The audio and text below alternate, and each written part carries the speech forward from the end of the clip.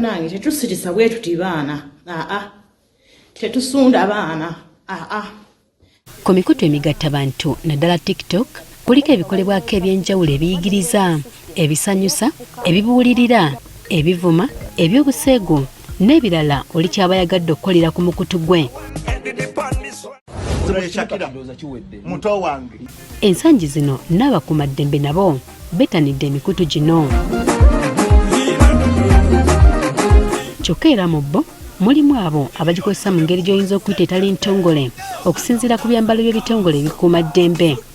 Omwogezi wa poliisi mu ggwanga Fred Enanga akkiriza nti omuntu okwetaba mu bintu ebyenjawulo gamba ng'okubeera ku mikutu gimugattabantu n'okuzinamu bwe liri eddembe ly'omuntu, wabula okukikolera mu byambalo bya poliisi guba musango muloope anti kikontana n'etteeka eriruŋŋama ebyambalo bino.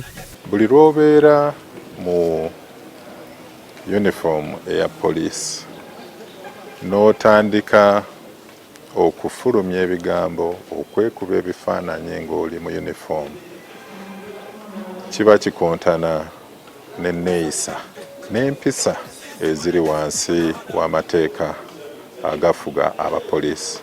Ono atutegeereza ng'omupoliisi bw'alina okwambala ekyambalo kino ng'akola emirimu emitongole gyokka. Mu kwambala uniform eyo aba ali mu butongole mu kuweereza ekitongole kipoliisi. Abamu bamanyi okwambala yunifoomu zino mu ngeri ez'enjawulo omuli n'abasiba amasaati mu biwato nga bazina. Okusinziira ku Enanga, yunifoomu nga y'okubwayo ya kitiibwa nga temala gambalibwa mu ngeri oli gy'asanze era nga n'abagyambadde ateekeddwa okukakasa nti eteredde bulungi ku mubiri nga singa kino takikola era abazzizza omusango.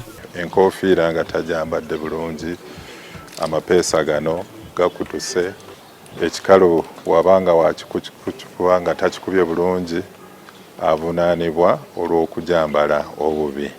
Waliwo yunifoomu zino n'abazambalako ekitundu nakino Enanga agamba nti kiweebula ekyambalo kino.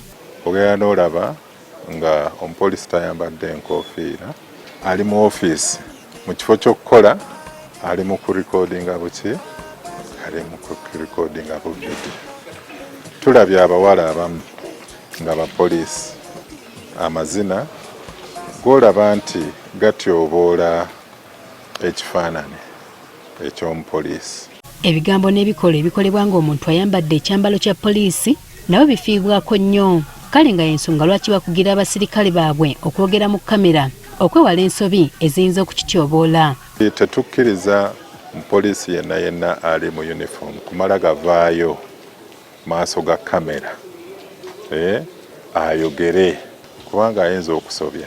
Ng'abo bonna abayitira mu mitimbagano nga bali mu uniform bavunaanibwe olw'obusiiwufu bw'empisa. Kyokka n'akkatiriza nti omupoliisi ne bw'aba tayambadde kyambalo kino akakatibwako okweyisa obulungi nti bw'afuuka ekitagasa era avunaanibwa. Era nabo we bagenda mu maaso ne balyoka batamiira ne bakola batya kwegamba nga ne kiviirako abantu okumanya nti oyo mupoliisi ali mu ngoye ezifaanana bwe ziti era naye nabo tugenda ne tubavunaana. Kino tekitegeeza nti omupoliisi talina kuba ku mitimbagano okubasobozesa okugikozesa mu ngeri ennuŋŋamu. Enanga agamba nti bali mu nteekateeka ey'okuvaayo n'okuluŋŋanya ku butya bano bwe balina okweyisaamu nga bali ku mitimbagano. Ofiisi yange yavaayo ne social media policy eri mu kiseera kino mu research and planning banaatera ogifulumya nga poliisi eyo efuga oba ekugira abapoliisi engeri gye balina okweyisaamu nga bali ku mitimbagano. Ebikola by'omuntu ng'ayambadde ekyambalo ky'ebyokwerinda bisobola ddala okwonoona ekitiibwa kyakyo.